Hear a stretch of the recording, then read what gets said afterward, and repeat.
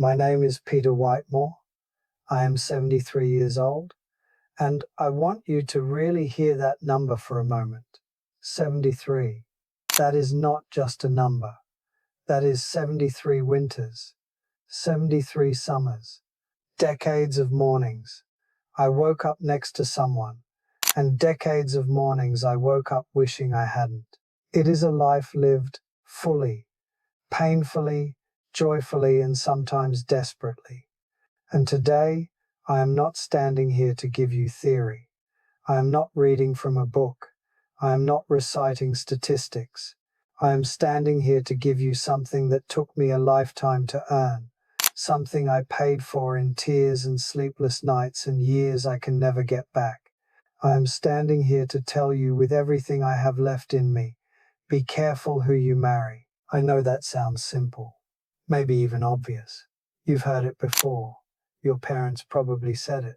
Maybe a grandmother, maybe a pastor, maybe a friend who watched someone you both knew go through a terrible divorce.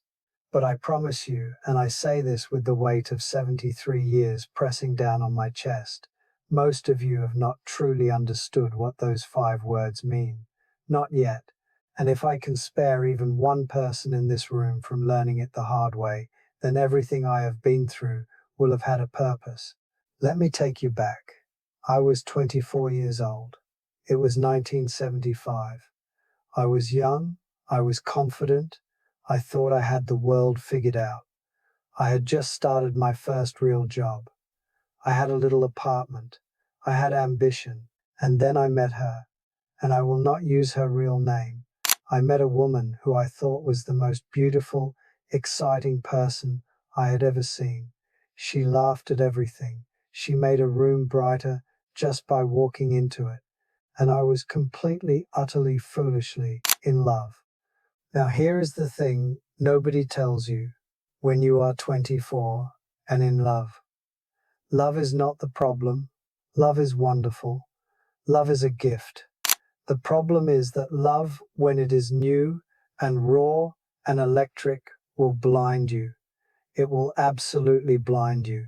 It will make you see what you want to see and ignore what you do not want to see.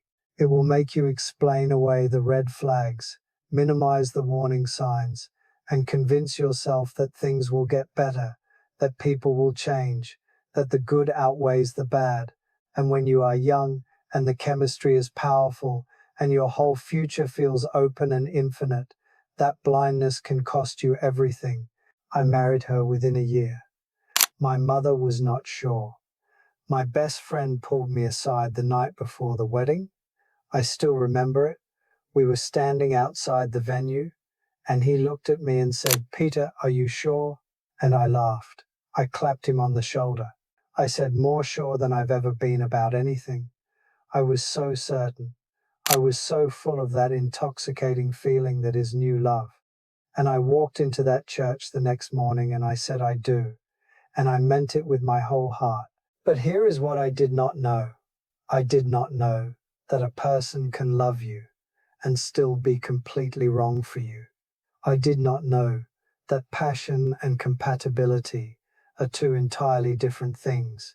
I did not know that the person who dazzles you in the beginning can over time slowly dismantle you, not all at once, not in a dramatic moment you can point to, but gradually, quietly, the way water erodes stone, day by day, argument by argument, silence by silence, until one morning you wake up and you look in the mirror and you do not recognize the person looking back at you.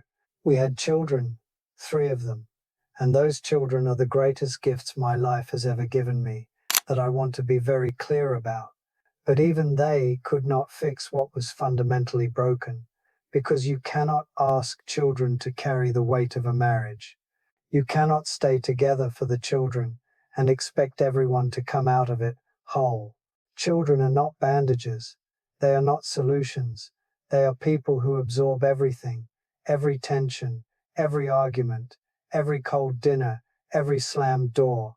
And they carry those things into their own adulthoods, into their own relationships. That is the ripple effect no one talks about. When a marriage is wrong, it does not just damage the two people in it, it reaches forward into the next generation and the one after that. I stayed for 19 years. 19 years. Because I believed in commitment, because I was stubborn, because I was ashamed, because I did not want to admit I had made a mistake, because leaving felt like failure and I had been raised to not be a failure.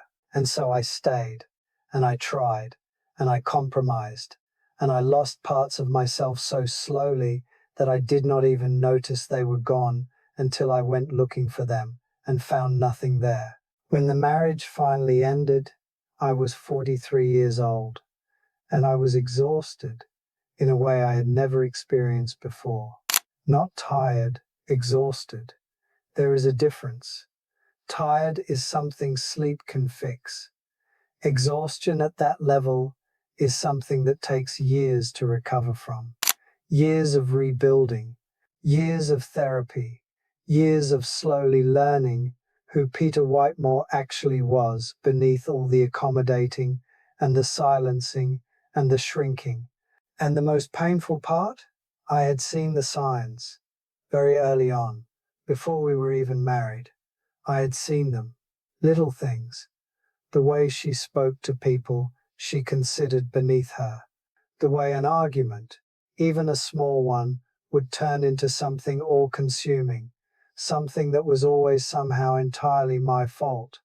The way she had no real interest in my inner life, my dreams, my fears, my thoughts, only in what I could provide and how I made her look. I saw those things, and I chose to believe love would be enough to overcome them. I chose to believe that I could love her into being different. I chose to believe things I needed to believe, rather than things that were true. So let me tell you what I know now. Let me tell you what 73 years has taught me, slowly and sometimes brutally, because this is the real speech. Everything before this was the setup. This is what I want you to write down in your soul. When you are choosing a partner for life, do not just pay attention to how they make you feel when things are good. Pay attention to how they make you feel when things are hard. Anyone can be wonderful on a good day. The true character of a person reveals itself under pressure. Watch how they fight. Do they fight to understand? Or do they fight to win? Do they take responsibility? Or do they always find a way to make it someone else's fault? Do they apologize? Genuinely apologize? Not just say sorry to end the argument, but actually sit with what they did wrong and try to do better. Because that capacity for accountability, that willingness to be wrong and to grow, is not a small thing, it is everything. Watch how they treat people who cannot do anything for them. The waiter, the janitor, the person at the checkout counter, the elderly neighbor. Watch how they talk about people behind their backs. Because how they talk about others is exactly how they will one day talk about you when you are not in the room. This is not speculation. This is pattern recognition. People show you who they are in the small moments, in the unguarded moments, in the moments when they think it does not count. It always counts. Pay attention to how you feel in the quiet. Not when you are out together, not when everything is exciting and new, but in the ordinary Tuesday evening, when nothing is happening, when the conversation is just regular life. Do you feel at ease? Do you feel like yourself? Do you feel safe? Or do you feel like you are always slightly on edge, always monitoring, always calibrating your words and your behavior to avoid some reaction you cannot predict? That tension, that low-level constant tension, is your body trying to tell you something your heart does not want to hear. Listen to your body. It is wiser than your heart when your heart is in love. Ask yourself this question, and I want you to answer it honestly, more honestly than you have ever answered anything. Does this person inspire you to be better? Or do they make you feel like you are never quite enough? Because those two experiences feel very different to live inside of. One lifts you, The other slowly, steadily hollows you out. And by the time you realize which one you are living, you may have already given decades to it. I want to talk about loneliness for a moment, because this is something people do not understand until they have lived it. The loneliest I have ever been in my life was not when I was alone. It was when I was married. It was lying in a bed next to someone and feeling completely, utterly invisible. That kind of loneliness, the loneliness of being unseen by the very person who is supposed to know you most, that is a particular kind of pain that I would not wish on anyone. Singleness is not loneliness, but a wrong marriage can be the loneliest place on earth. I also want to say something to the people in this room who are already married, because I know not everyone here is still searching. Maybe you are early in a marriage and things feel uncertain. Maybe you are decades in and reading these words like a mirror. I am not here to tell you to leave. I am not qualified to tell you what is right for your life. But what I will say is this: it is never too late to do the work. Real, honest, courageous work. Therapy. Conversation. The kind of vulnerable, uncomfortable truth telling that most couples avoid because it is scary. If there is love there, if there is genuine care and mutual respect, then fight for it. But fight for it with honesty, not with silence. Because silence in a marriage is not peace, it is slow erosion. After my first marriage ended, I spent 10 years alone. And I want to tell you, those 10 years were not wasted. They were some of the most important years of my life.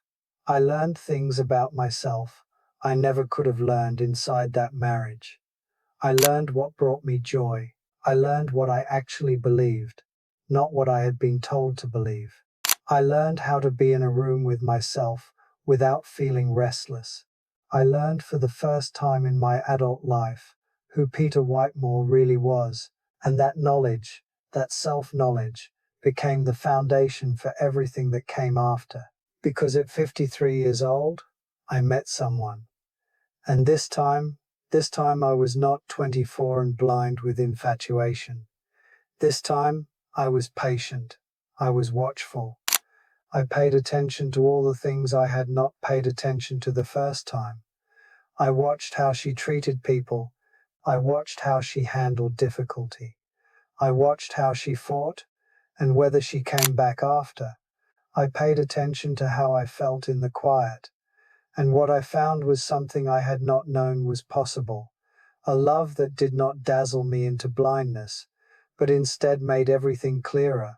A love that made me more myself, not less. We have been together for 20 years now, and I will tell you, without exaggeration, without sentimentality, it is the greatest gift of my life. Not because it has been perfect. It has not been perfect. We have had hard times. We have had arguments. We have had seasons of distance and seasons of closeness. But underneath all of it, there has always been this bedrock of mutual respect, of genuine care, of the quiet certainty that this person sees me and chooses me, and I see them and choose them back every day. That is what the right marriage feels like. Not fireworks every moment, but safety, continuity, the deep, enduring peace of being truly known. So I stand here at 73, and I look back at the long road that brought me to this moment, and I want to say to you, to the young people especially, but not only the young people, please, please take this seriously. Do not rush. Do not let social pressure or family expectations or the fear of being alone push you into a decision of this magnitude before you are truly ready. Do not confuse intensity with compatibility. Do not confuse someone who makes your heart race with someone who makes your life better. Do not mistake a person who needs you for a person who chooses you. Those are very different things, and the difference matters enormously. Take the time to know yourself first. Know what you value. Know what you cannot live without, and what you cannot live with. Know your own patterns, the ones that serve you and the ones that do not. Do the inner work, because you will bring who you are into your marriage, every bit of it, and so will they. And if neither of you knows yourselves, if neither of you has done that honest reckoning, then you are not two people building a life together, you are two unexamined people colliding. And finally, please, hear me on this, do not be afraid of the conversation. When you are with someone, and something does not sit right, say it. Ask the hard questions. What do you want in 5 years? How do you handle money? What is your relationship with your family like? What do you believe about commitment? How do you feel about children? What does a good life look like to you? These are not romance killers. These are the conversations that tell you everything. If someone cannot have an honest, open conversation about the fundamentals of life before marriage, what do you think is going to happen inside it? I am 73 years old. I have loved, and I have lost, and I have built again. I have lived inside the consequences of a choice I made too quickly with too little wisdom. And I have also lived inside the joy of a choice made carefully with open eyes and a full heart. I know the difference between those two lives from the inside. I have inhabited both of them. And so when I say to you, be careful who you marry, I am not saying be afraid. I am not saying be cynical. I am not saying love less. Love fully. Love bravely. Love with everything you have. But love with your eyes open. Love with your values intact. Love someone who loves the real you, not the version of you that is performing, not the version of you that is shrinking, not the version of you that is trying to be whoever they need you to be, but the true, complete, complicated, wonderful you.